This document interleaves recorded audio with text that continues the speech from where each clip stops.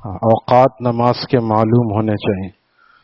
مردوں کو بھی معلوم نہیں ہوتے بعض دفعہ کہ ابھی آخری وقت کیا چل رہا ہے. گھر میں جس دن دیر سے اٹھے اب وہ سوچتے ہیں کہ پتہ نہیں وقت ہو گیا یا باقی. تو ہر گھر میں ایک دائمی نقشہ ہونا چاہیے جو بہت مہنگا نہیں ہے.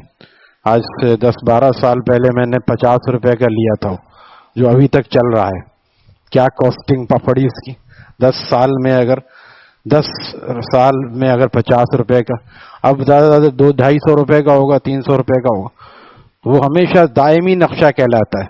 ایک دفعہ لے لیا، ہاں زندگی بھر، لائف ٹائم اس کو لٹکا کے رکھیں گھر میں تاکہ اور اپنی مستورات کو بھی سکھائیں.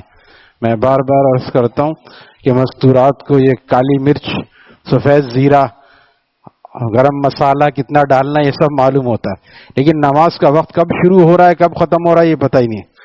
وہ سمجھتے سحری جیسے ہم رمضان میں کر رہے تھے وہی ٹائم چل رہا ہے. اور ابھی اشراق کا وقت ابھی 54، آج 53-54 چل رہا ہے، تو اشراق کا وقت 6:10 پہ ہو جاتا ہے.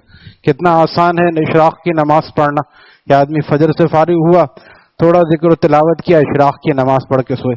جب وقت معلوم ہوگا تو آسان ہوگا، ورنہ پھر کیا ہوتا ہے آدمی یا تو نماز چھوڑ دیتا ہے یا نماز مکروہ وقت میں پڑھتا ہے، یا تو پتہ ہی نہیں کہ وہ پڑھا چلو بھی 6 بجے تک ہوگا ٹائم، اندازہ یہ. اب جبکہ 6 بجے جو 5:54 پہ آج نماز پڑھے گا اس کا نماز پڑھنا ثواب نہیں ہوگا، گناہ ہوگا. اس لیے کہہ رہا ہوں کہ 200-400 روپے کو نہ دیکھیں، خود جائیں. ہم چاہتے بس کوئی لا کے ہمیں دے دے.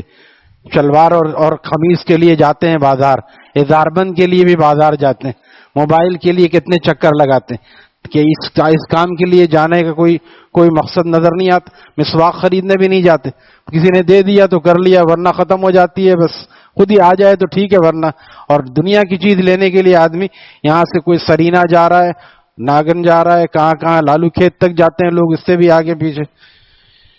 تو کوشش کریں یہ نقشے ہمارے گھر میں ہوں اور ہماری مستورات کو بھی پتا ہو، دیکھنا بھی سکھا دیں کہ دیکھو یہ آئندہ بتانا نہ پڑے. اب یہ جو 54 ہے نا، آج جیسے وقت 54 تھا تو یہ 54 نہیں ہے، اصل میں 50 پہ نماز ختم کر دینی چاہیے.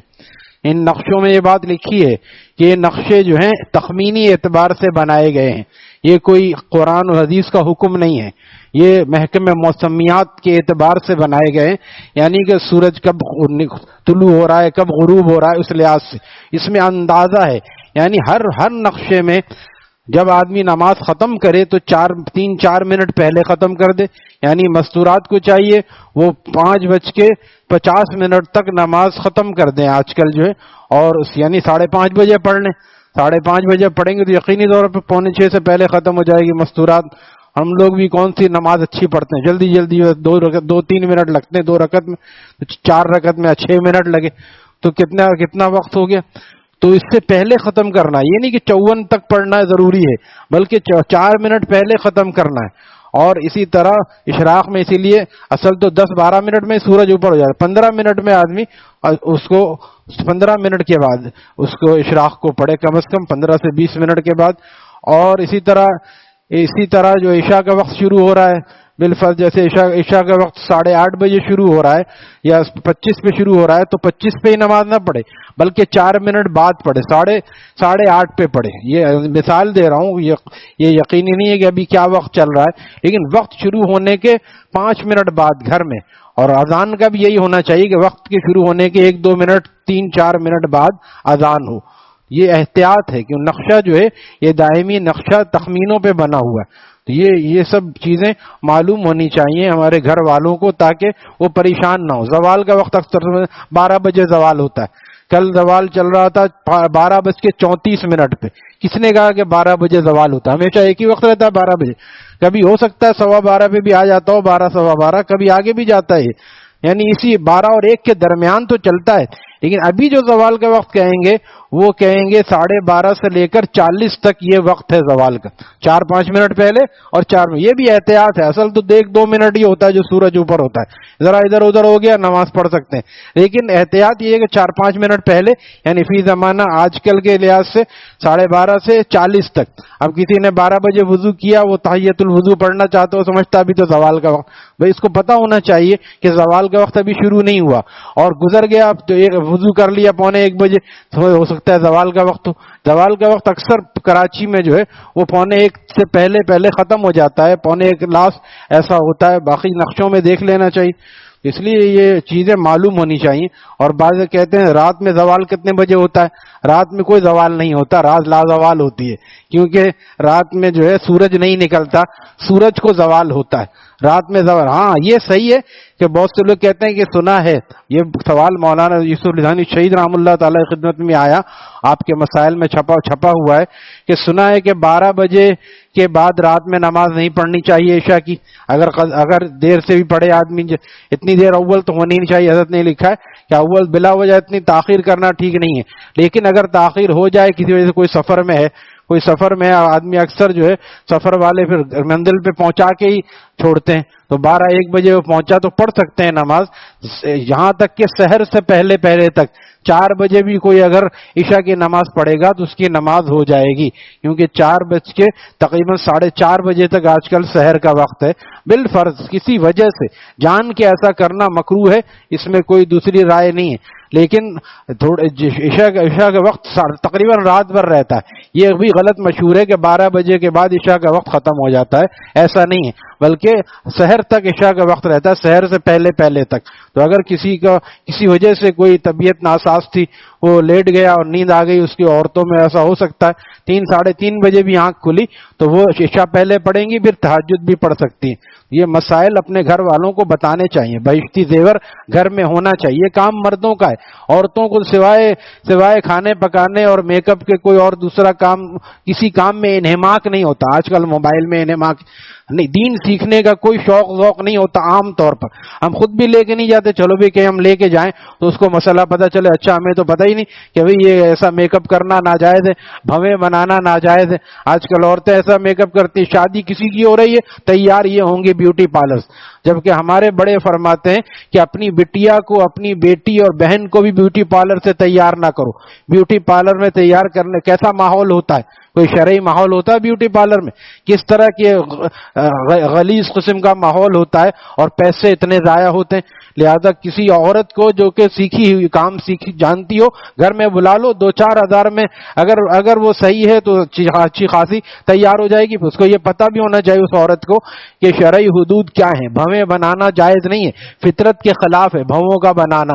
تو یہ سب مسائل بہشت زیور میں ہیں، اور جو پڑھنے کے بعد سمجھ میں نہ آئے پھر اہل علم سے معلوم کر لیں، مردوں کا کام ہے ان کو بتائیں، یہاں تک کہ پاکی ناپاکی کا بھی عورتوں کو پتہ نہیں ہوتا، مردوں کو چاہیے پوچھتے رہیں اور پوچھ کے ان کو بتاتے رہیں، یہاں تک کہ اتنا ذوق بن جائے کہ ان کو خود یہ مسائل سیکھنے کا ذوق شوق پیدا ہو جائے۔ ہمارے ہاں یہ چیزیں جب تک سو رہا ہے بیٹا ہوا، ادھر جا کے بیٹھو، ابھی آنکھ کھل جائے گی، ادھر جاؤ، ہاں اٹھ کے جاؤ گے نا پھر آنکھ کھل جائے گی۔ ہمارے یہاں مسائل سیکھنے کا ذوق بالکل ختم ہوتا جا رہا ہے، بس جو زیادہ سرچ کر لیا، اب نیٹ پہ دیکھتے ہیں پتہ چلا وہ کہیں اور کا وقت دکھا رہا ہے، بعد میں کہنے یہ وقت چل رہا ہے، میں نے یہ وقت ہو ہی نہیں سکتا کراچی میں، کراچی کا وقت نہیں ہو سکتا، وہ کہیں اور کا وقت دکھا رہا ہے، کہیں اور کا وقت دکھتا ہے۔ اس لیے مسائل کو معلوم کرنا اور اوقات کی حفاظت کرنا کہ طلوع کب ہو رہا ہے، غروب کب ہے، اور یہ سب ہمیں معلوم ہونا چاہیے تاکہ ہماری نمازیں درست ہوں، ورنہ ہماری مستورات کی نمازیں تو اکثر اسی میں ضائع ہو جاتی۔ اور پھر میں کہتا ہوں کہ بالفرض کوئی عورت، عام طور پہ عورتوں کی نیند ایسی پکی سی ہوتی ہے، اٹھا کے آئے بھائی اٹھ کے نماز پڑھ لو، پتہ چلا پھر سو گئی، وہ ٹھیک ہے جان کے نہیں کیا لیکن نیند کا غلبہ ایسا تھا، اب وہ پتہ چلا کہ جا کے پوچھے نماز پڑھ لی تھی، وہ دیر سے آنکھ کھلی، ابھی پڑھا ہے میں نے، تو بھائی آپ یہ کام پھر مرد کا ہے، چاہے وہ امام کے درس میں نہ بیٹھے، ذکر اور اشراق بھی گھر میں جا کے کرے، لیکن جا کے پہلے بیوی کو جگائے، کیونکہ اگر بیوی کی نماز قضا ہوگی گناہ شوہر کو بھی ہوگا، یاد رکھیں۔ آپ کہیں گے یہ کیا بات ہے جناب؟ یہ بات معمورات ہیں، جو امیر ہے اس سے پوچھا جائے گا، ہم گھر کے امیر ہیں، جو سربراہ ہے، سربراہ کون ہے؟ بعض لوگ بیویوں کو ہی سربراہ بنا دیتے ہیں، تو بات ہی ختم ہو گئی، سربراہ گھر کا مرد ہوتا ہے، گھر کا سربراہ مرد ہوتا ہے. جس گھر میں عورت راج ہوتا ہے اس گھر کا چوپٹ راج ہوتا ہے, یاد رکھیے. لہذا سربراہ گھر کا مرد ہوتا ہے. مرد سے پوچھا جائے گا تمہاری بیوی پردہ کیوں نہیں کرتی تھی, اور اس سے بھی پوچھا جائے گا. یہ نہیں کہ وہ بری اس ذمہ ہو گئی, لیکن اس کی ذمہ داری مرد پہ بھی ڈالی گئی. تو مرد سے بھی پوچھا جائے گا تمہاری بیوی نماز کیوں نہیں پڑھتی تھی اور پردہ کیوں نہیں کرتی تھی. تو اپنی بیویوں کو اور بچیوں کو نمازی بنانا اور پردے دار بنانا یہ مرد کا کام ہے, یہ مرد کا کام ہے. اور لگا رہے. ہم مار دھاڑ کرنے کو ہمارے حضرت والا نہ فرماتے تھے بلکہ ناپسند فرماتے. مار دھاڑ نہ کرو بلکہ طریقے کے ساتھ ان کے لگے رہو. کام کروانا بھی ہے توان یا کرہن, لیکن کام ہونا چاہیے کہ نماز قضا نہیں ہونی چاہیے. تو آدمی جب پیچھے لگا رہتا ہے ایک وقت آ جاتا ہے کہ اس کی خود عادت بن جاتی ہے, بھئی یہ تو اس کے بغیر یہ جو ہے بہت ہی ناراض ہو جاتے ہیں. حکیم الامت نے فرمایا, میں تو اپنے ہی اس پر بیان کرتا تھا کہ اس کا بائیکاٹ کا طریقہ یہ, آج کل جمہوریت ہے, احتجاج چلتا رہتا ہے. تم نماز نہیں پڑھو گی تو ہم تمہارے ہاتھ کا کھانا نہیں کھائیں گے. حکیم الامت کے ملفوظات میں نے دیکھا کہ حکیم الامت نے بھی یہ فرمایا کہ اگر بیوی نماز نہ پڑھے کہنے کے باوجود اس کے ہاتھ کا کھانا مت کھاؤ, باہر ہوٹل میں کھا لو. اس کو یہ محبت کی مار مارو کہ میں تمہارے ہاتھ کا کھانا کیسے کھاؤں, تم تو نماز بھی نہیں پڑھتی ہو, تمہارا ہاتھ کیسا ہے. بڑے پیر صاحب شیخ عبد القادر جیلانی, محبوب سبحانی اور بزرگان دین, اور جن کے قدموں کی خاک سے بزرگی ملتی ہے, نبی علیہ السلام نے کبھی بے نمازی کے ہاتھ کا کھانا نہیں کھایا. بتائیے آپ کے گھر کی ازواج مطہرات بے نمازی ہو سکتی ہیں؟ اور بڑے پیر صاحب کا خادم, یہ بھی سو رہا ہے, بڑے پیر صاحب کا خادم کیا بے نمازی ہو سکتا ہے؟ جو پانی پلائے گا وہ اتنا قریب رہے گا, وہ بے نمازی ہو سکتا ہے؟ تو یہ کہنا صحیح ہے کہ ان حضرات نے کبھی بے نمازی کے ہاتھ کا پانی بھی نہیں پیا.